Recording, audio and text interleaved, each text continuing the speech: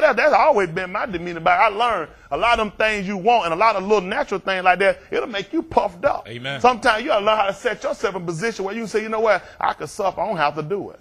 Because a lot of times stuff come and folks start serving you out a while, you get big-headed and that thing you know, you'll do just like the devil doing. You'll set yourself above God. That's right. And then I said that Isaiah chapter 14, say that in about verse 11. Y'all all right tonight? Amen. Word all right? Amen. I thank God for the truth, isn't that right? That's a preacher ought to learn how to serve them. Folks get past now, you can't even call. Only people I tell don't call me, don't want to be saved. Amen. I tell them before, people call me talking about, hey, I want to call you and talk to you sometime. That's okay. No, it ain't all right. You ain't my member. You ain't trying to line up. I don't want you to be hanging on no phone with you. Be hanging me up. Tell me about what happened in your Baptist church last week. You went back to it and told me it fall. That tell me right there you unintelligent. You mess around and dumb me down. I'm keeping it real, isn't that right? Y'all want me getting held up on somebody else? Y'all call me and I can't talk. I'm on here talking to my new Baptist friend.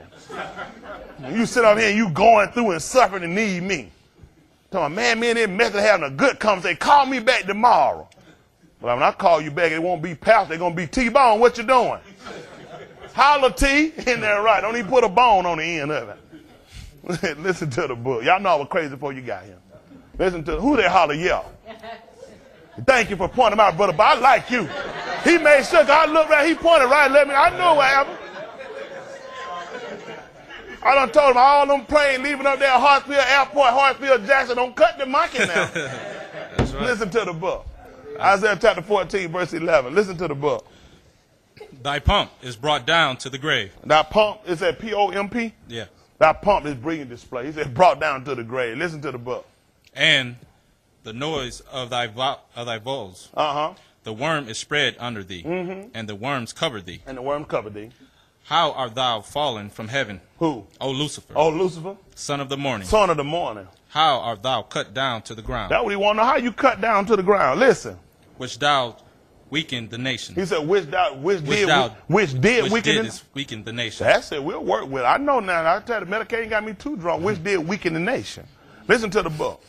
For thou hast said in thy heart. Listen what he said. He ain't said this out of his mouth. A lot of people said what they said in their mouth. David told, hold what you got right quick. See what David said. What is that? 14th division of Psalm verse 1. People don't realize, you know what? I tell members here about certain stuff. You can watch sometime a look on their face that'll tell you they don't want to be bothered. They ain't here. They here physically, but mentally, mentally and spiritually, they gone. They ain't going along what you saying. And they said, but I ain't never saying that. Yeah, but your facial expression, I can say, you saying something else, look at you like this. What you think that mean? You like, he really like, he finna cut. I said, but I didn't do it. Yeah, but your reaction showed that. Isn't that right? A lot of things ain't what you do, literally, it's in your heart. He never said, say one stupid enough to walk up there and say nothing to God crazy, but God knew what was in his heart. Listen to what David said in the 14th division of Psalm at verse 1. Listen to the book. The fool have said in his heart. No, he'll say it out his mouth. In his heart. That there what? Is no God. See what happened? A lot of folks didn't realize it gonna stop. Well, man, hold what you got right quick. No, let's sing you running. You hold what you got right there. Jump over with Romans chapter 10. See that verse 12. Romans chapter 10, verse 12. Let's see that's what I want. I might back it up one or two. Y'all bear along with me. Amen. But I know I'm in the right chapter. I'm going to do like that man. Get it in that way in the Bible where it says. Romans chapter 10. See that verse 12 what I want. Listen to the book. For there is no difference between the Jew and the Greek. For the same Lord over all is rich unto all that call upon him. Listen. For whosoever shall call upon the name of the Lord shall be saved. How then shall they call on? Come on. Shall they call on him in whom they have not believed? And how shall they believe? In him of whom they have not heard. And how shall they hear? Without a preacher. And how shall they preach except they be sent? You started at verse 12. Jump up to verse 10. Amen. That's what I want, verse 10, Brother Malcolm. For with the mouth. For that's with the heart. That's what I want. With the heart. Man believe it. Man talk. Man believe it. Man hear. Man believe it. You see what he said? We heard what the fool said in his heart. Isn't that right? You hear what Satan did? He exalted in his heart, and then also where you got to believe at. And there's something on the inside of him, man. That's not your literal heart he's talking about. Why you use something, a descriptor so much like a heart? That's a vital organ. Amen. Isn't that right? So you use something that you can kind of relate to. Isn't that right? So there's an inner part of a man that's where his belief has got to start. Isn't that right? So with the heart, man believe it, and with the mouth, For with the heart man believeth unto righteousness. Unto righteousness. And with the mouth confession is made unto salvation. Man, you want to call upon God. And isn't that right? You get that thing in your heart, it'll control your conversation. Amen. A lot of people try to get the conversation, don't get nothing in the heart. Why would you think in Acts of the Apostle chapter 2 at verse 37, they said, now when they heard this, they were what? Pricked in their heart.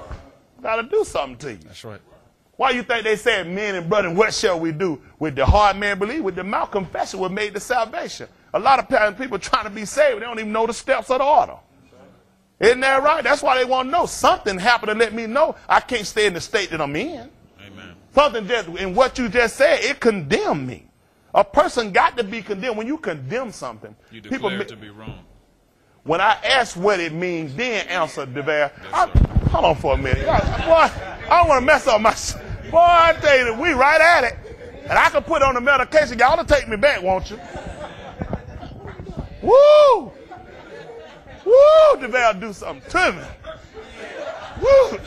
Do something to me. Goodness. Woo! On the medication of DeVere.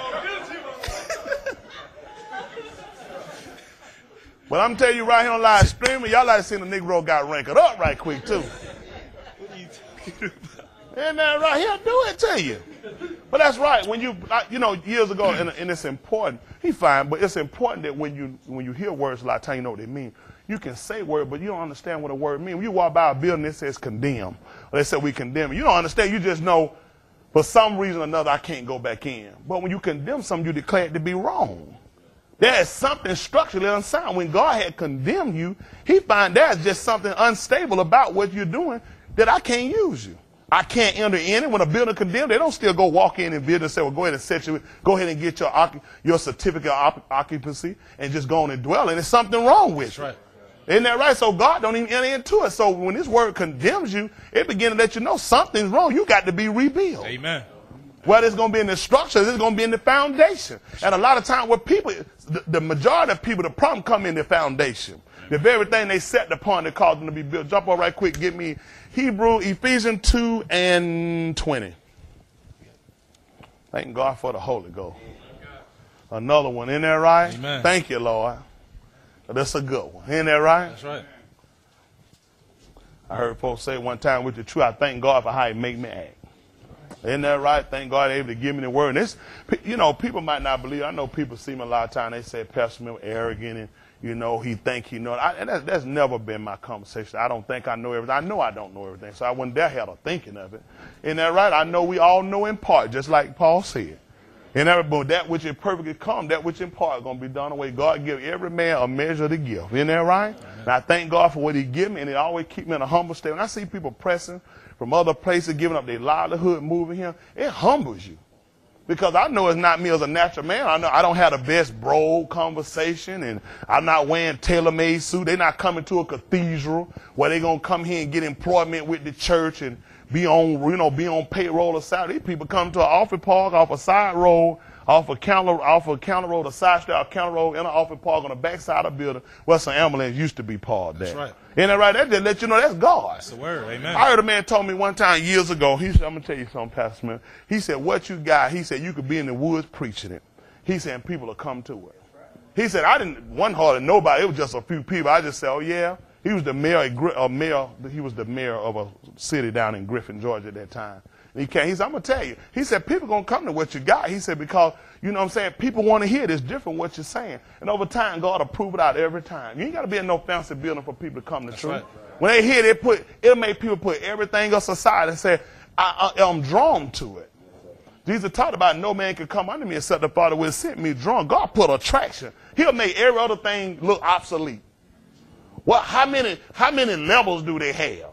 How many choirs do they have? How many services? Do they have the projection screens and all this stuff they got? You know what I'm saying? Valet parking and all this stuff. I don't even know anything about it. All I know is the word. Amen. It puts you almost in a state that Paul was when he came. He told me, I don't want to know anything among you save Christ and him crucified. He said, no, it don't even matter where you live, where you stay, how much your income is. All I want to do is know about Christ, and that's what God is putting in the hearts of people. And he pricking a lot of hearts of young people now. A lot of other people that hear me, they know what I'm telling me, right? But they feel like I'm too old to move and change. I agree with everything he's saying. It's right, but I've been this way all my life, and that's a good reason to go to hell. I was talking to a sister today. She called me. She was telling me about a friend